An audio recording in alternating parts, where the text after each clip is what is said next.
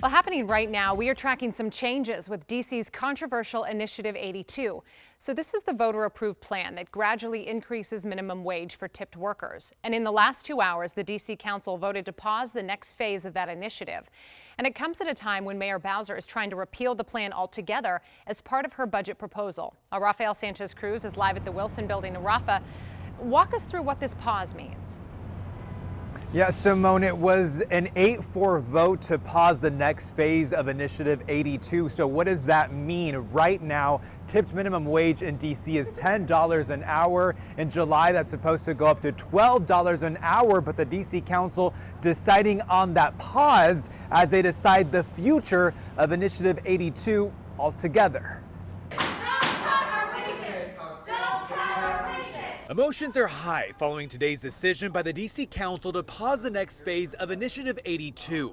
There are families here, there are parents, there are single moms, and this is the only pay raise that they've seen. In July, tipped workers were supposed to see a minimum wage increase of $2 an hour. Some DC restaurant owners warned it would be devastating. If we go to the next increase in July, I have to start letting people go. Voters approved this measure in 2022, but now Mayor Muriel Bowser has proposed repealing it as she tries to draw new businesses to DC.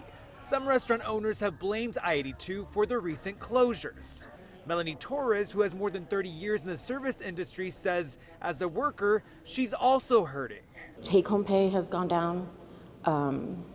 Your hours have gone down.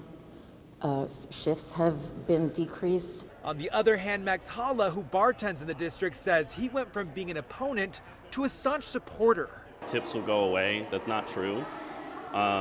This is a base wage increase. This is not eliminating tips. This is not mandating service charges.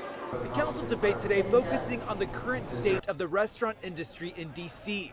Some referencing the analysis conducted by economist Rebecca Paxton. Workers who have kept their jobs have lost over $11.8 million in total earnings compared to before Initiative 82 went into place.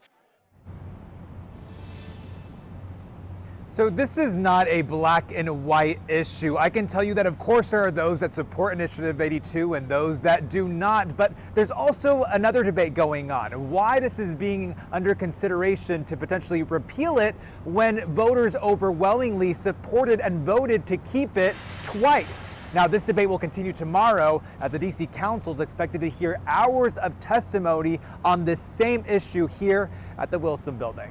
Live in downtown DC, Rafael Sanchez Cruz, WUSA 9. Rafa, this has been a decades-long battle, and we're continuing to see how it all plays out. Keep us updated. Thank you.